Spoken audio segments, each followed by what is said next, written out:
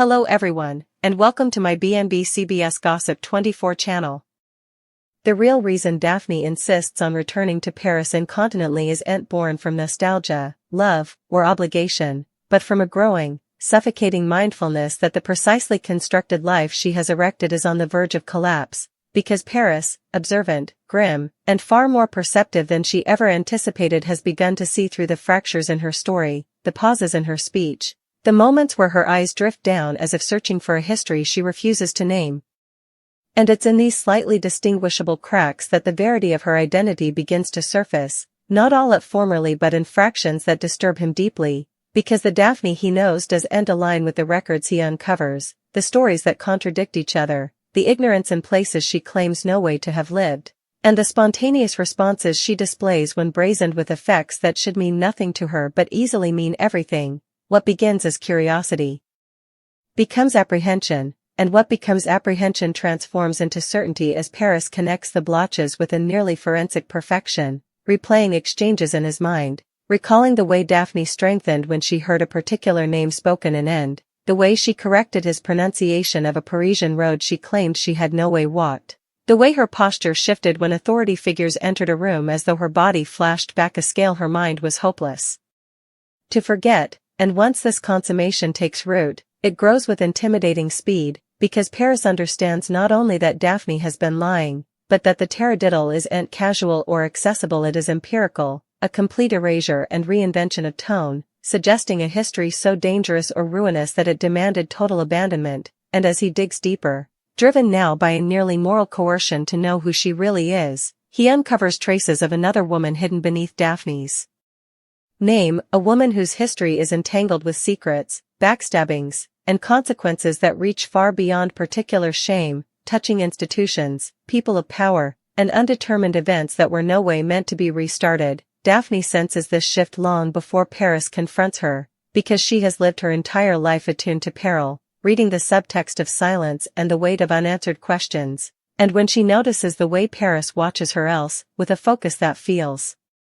like a limelight rather than affection, she knows with nipping clarity that time has run out, that the fragile equilibrium she maintained through charm, distance, and picky honesty has been shattered, and the only move left is escape, not a dramatic one, not yet, but a controlled pullout back to Paris, the megacity she fled and the only place where she might still have influence, coffers, or at least familiarity with the ghost staying for her. Her urgency isn't impulsive but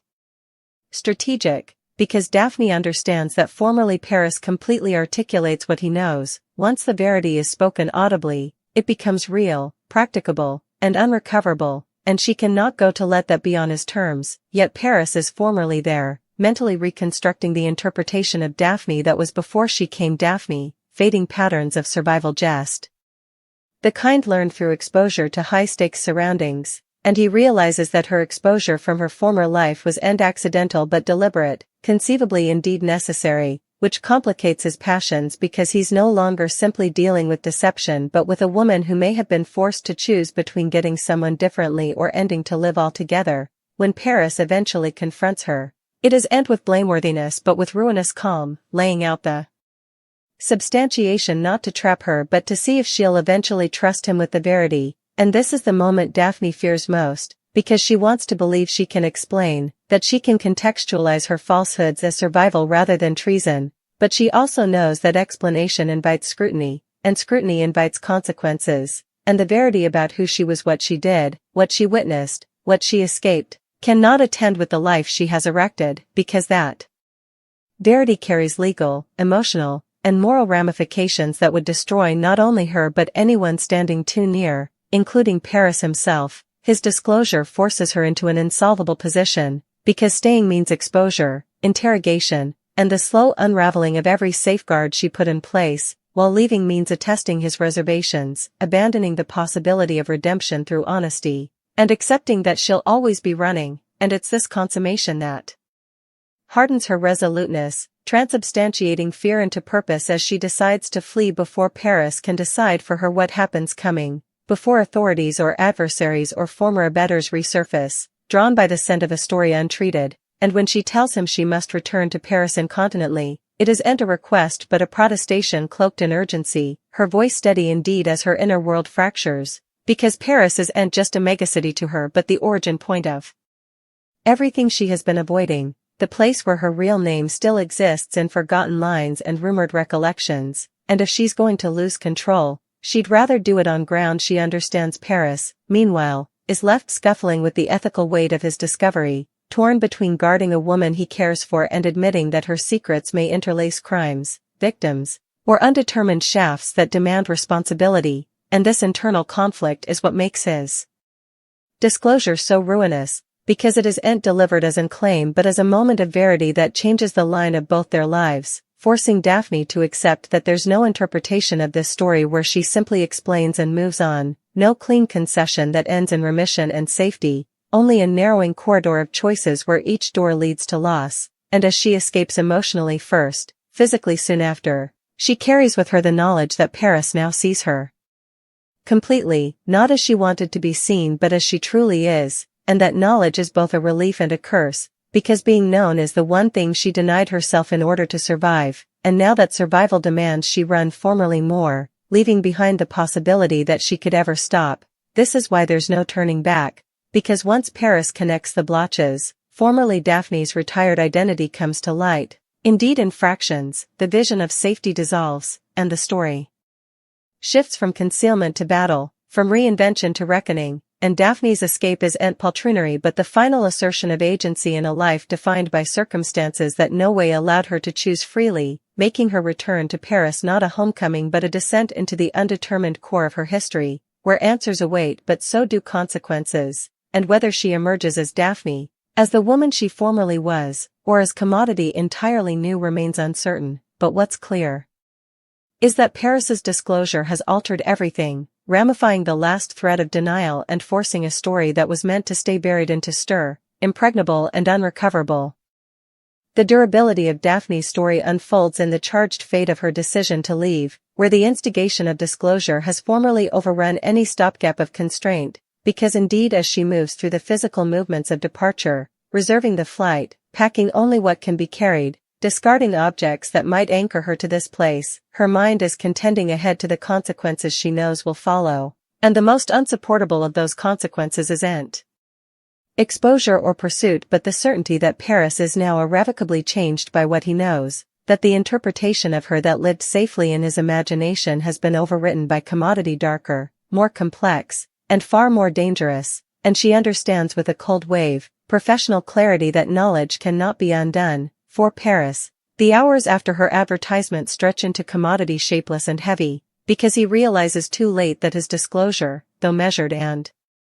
careful, has worked like a detonator rather than an assignation, and every detail he noticed retroactively rearranges itself into a pattern of ineluctability, making him question whether there was ever a path that did end with her handling. Because Daphne's instincts aren't those of someone who negotiates when cornered but of someone who disappears before the trap can completely close, and this consummation fills him with an admixture of guilt and dread, since by seeing too much, by connecting the blotches he could unsee, he has accelerated a chain of events that may now place her in real peril. Daphne's flight reverse to Paris isn't marked by saccharinity or vacillation, because she has trained herself no way to loiter at thresholds, and as the aeroplane lifts off she allows herself only a brief acknowledgement of what she's leaving behind, not the place, not indeed Paris the man, but the possibility of a future that didn't bear constant computation, and this brief moment is snappily sealed down, because memory, when indulged, becomes vulnerability, and vulnerability is a luxury she surrendered long agone. As she approaches Paris the megacity, the geography beneath her becomes a chart of buried lives, each arrondissement concentrated with associations she has worked lifelessly to suppress, and the closer she gets the more she feels the reactivation of an aged tone, one shaped by alert, enciphered language, and the implied understanding that every commerce might be observed, recorded, or weaponized, and this reactivation isn't comforting but familiar, like slipping back into armor that's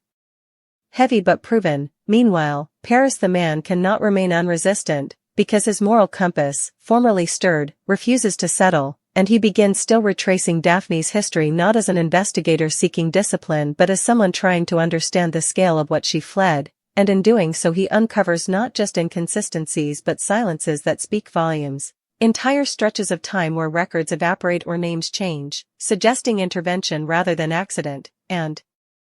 this is where his fear sharpens into commodity critical, because similar erasure is infrequently benign, and the forces able of easing it aren't known for letting go of loose ends. Daphne, apprehensive that the megacity itself is a kind of library, moves through Paris with advised obscurity, reactivating old connections with precisely enciphered dispatches, no way revealing further than necessary, testing the waters before completely surfacing, because she knows that her return won't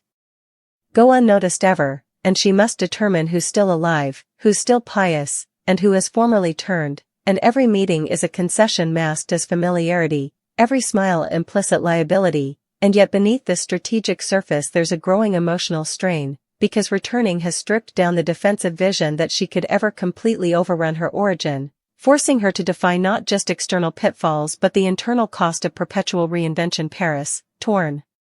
between distance and involvement, debates whether reaching out again would help or harm her, and this internal struggle reveals how deeply he has formerly crossed the boundary from bystander to party, because by knowing the verity he has come intertwined in it, and he understands that silence might cover him but action might cover her, and this moral nebulosity leaves him restless, replaying their final exchange and wondering whether her departure was an act of tone preservation or a test he failed. As days pass, fractions of Daphne's former identity begin to assemble around her, not as a coherent total but as pressure points, monuments of alliances made under constraint, promises she no way intended to keep, and events whose consequences were simply remitted rather than resolved. And the weight of this accumulation forces her to defy a verity she has avoided indeed in solitariness, that survival, while effective, has exacted a cost she can no longer ignore. Because each escape has narrowed her capacity for trust, closeness, and rest, leaving her hyperactive, competent but emotionally insulated, and this consummation becomes particularly acute when she recognizes that Paris saw her more easily than anyone differently had in times, not despite her falsehoods but because of them, and that clarity, now lost, feels like another casualty of her history. The pressure escalates when she becomes apprehensive that inquiries are being made, subtle at first but unmistakable. Inquiries that suggest her reappearance has touched off dormant interests, and she understands that her window for maneuvering is shrinking, that she must either defy the untreated business directly or prepare for yet another exposure, and the irony isn't lost on her that returning to recapture control may rather force her into the most dangerous battle of all, one where she must decide whether to eventually tell the full verity, not just to Paris but to herself, or continue the cycle that has kept her alive at the expenditure of everything differently. Paris, seeing that time is no longer abstract, eventually chooses to act, not by exposing her but by offering commodity far more dangerous solidarity, because he realizes that the topmost trouble to Daphne is insulation, and that by standing with her, indeed at a distance, he might disrupt the pattern that has defined her life, and this decision doesn't come fluently, as it requires him to accept query, threat, and the possibility that she may no way completely trust him again, but it's a conscious rejection of the unresistant part he formerly enthralled. As their paths hang to meet again, whether through battle or coexistence remains uncertain, but what's clear is that the story has moved beyond concealment into a phase where choices must be made without the comfort of obscurity, and Daphne's return to Paris has come not just a politic retreat but a gauntlet, one that will test whether she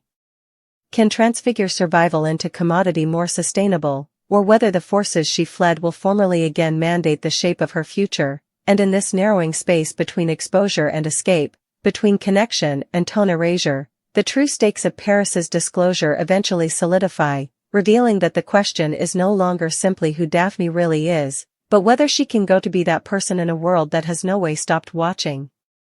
The story continues in the tensing corridor of ineluctability that Daphne has always tasted but no way completely faced, because now the megacity seems to breathe in sync with her anxiety, every road corner holding the eventuality for recognition, every unanticipated sound driving a kickback she allowed. She had learned, and yet beneath this pressure there's a strange clarity, a sense that the endless postponement of consequence has eventually reached its limit, forcing her to move not just reactively but decisively, and this clarity becomes the most dangerous thing of all because it tempts her toward resolution rather than flight. Her days in Paris settle into a meter of calculated exposure, where she allows herself to be seen just enough to draw out the vestments she needs, meeting people who knew her before she learned how to vanish, hearkening further than she speaks, making together how important of the history remains active and how important has decayed into impertinence, and what she discovers unsettles her because it reveals that the history has not been staying for her in counterpoise but evolving in her absence, conforming, hardening, and in some cases benefiting from the silence she left before. This consummation reframes her understanding of responsibility, because she begins to see that her exposure, formerly justified as tone preservation, may have created a vacuum others were forced to fill, occasionally at great cost, and this mindfulness corrodes the moral certainty she has reckoned on for times, replacing it with a more complicated reckoning in which survival and conspiracy are no longer fairly divisible. Paris, operating from a distance that's both defensive and torturous, continues to trace the outlines of her story. Not through sanctioned channels but through mortal bones. Exchanges that track off, responses that loiter a beat too long, and he becomes acutely apprehensive that the verity he uncovered isn't a singular disclosure but a network of consequences radiating outward, touching people who no way acceded to be part of her escape, and this understanding deepens his resoluteness indeed as it increases his fear, because the more he learns, the more he realizes that Daphne's return has probably set forces in stir that neither of them completely understands. For Daphne, the emotional risk of this confluence begins to manifest in unanticipated ways, moments where her countenance falters not under trouble but under the weight of remembered closeness, the sound of a voice from another life, the familiarity of a place she formerly believed she'd no way see again, and these moments destabilize her further than peril ever did, because they challenge the narrative she constructed in which the history was purely inimical. Commodity to outwit rather than suffer, as pressure mounts, she's forced into a decision point when she learns that someone from her former world is laboriously seeking her out, not covertly but with an openness that suggests either despair or confidence, and she must choose whether to block this hunt on her own terms or threat being possessed without influence, and it's then that her instincts disaccord with a quieter, arising impulse toward battle, because running again would save her safety but permanently ramify any chance of check, while staying would expose her to pitfalls she has spent times avoiding but might eventually allow her to reclaim authorship over her story. Paris, seeing the escalation indeed without direct evidence, prepares himself for the possibility that his involvement may soon bear further than moral support, that he may be called upon to make choices that compromise his own safety or principles, and this expectation forces him to interrogate his provocations with brutal honesty, to ask whether his conduct are driven by care, guilt, or a need to redeem his part in pouring her flight, and this tone examination doesn't yield clean answers but it does solidify his commitment to act with intention rather than impulse. Daphne's internal conflict reaches a breaking point when she recognizes that the identity she espoused to survive has begun to feel more real than the one she left before, and this inversion terrifies her because it suggests that reinvention, once a tool, has come a form of erasure, hanging to riddle her out entirely. And in this moment she understands that the question is no longer how to stay retired, but how to live without constantly riving herself, and this consummation reframes the threat of exposure as commodity potentially transformative rather than purely destructive. The megacity, indifferent yet complicit, continues its grim stir around her, and Daphne becomes acutely apprehensive. That time itself is now an adversary, not because it brings decay but because it brings confluence, drawing people, trueness, and consequences together whether she's ready or not, and this sense of contraction propels her toward a decision that feels less like a choice and more like an acceptance of instigation, an acknowledgement that the story has entered a phase where avoidance is no longer feasible. Paris, preparing for contact that may no way come, rehearses what he'd say if given the chance, not to demand honesty but to offer presence, understanding that trust, formerly fractured, cannot be repaired through interrogation but only through thickness. And this mindfulness marks his own metamorphosis from bystander to supporter, from someone who uncovered the verity to someone willing to live with it, when the moment of battle eventually arrives, whether through coexistence, design, or ineluctability. It doesn't unfold as Daphne formerly imagined, because it isn't marked by allegations or exposures but by an exhausted recognition on all sides that the history cannot be undone and that the only remaining agency lies in how it's integrated into the present. And this recognition, quiet yet seismic, alters the emotional geography of the story, shifting it down from the binary of exposure versus escape and toward a more nebulous terrain where responsibility and survival attend uneasily. Daphne, standing at the center of this confluence, feels the full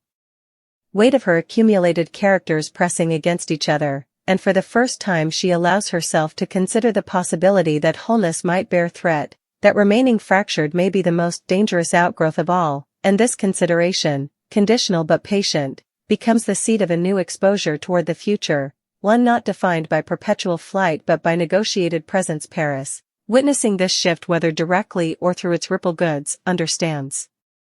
that whatever comes next won't restore what was lost but may produce commodity unknown, a relationship not anchored in vision but in participated query, and this understanding brings with it a sober acceptance of limits, because neither of them can control the full compass of consequences now unfolding. As the story settles into this undetermined yet charged state, it becomes clear that Daphne's return to Paris was no way about reclaiming the history or overrunning it, but about defying the incongruity at the heart of her survival, that the very chops that saved her life have also averted her from completely living it, and whether she can transcend that incongruity remains uncertain. But what's inarguable is that the cycle has been intruded, the pattern disintegrated by disclosure, choice, and the turn down to vanish still formerly more, leaving the future open not because it's safe, but because for the first time it's purposely faced.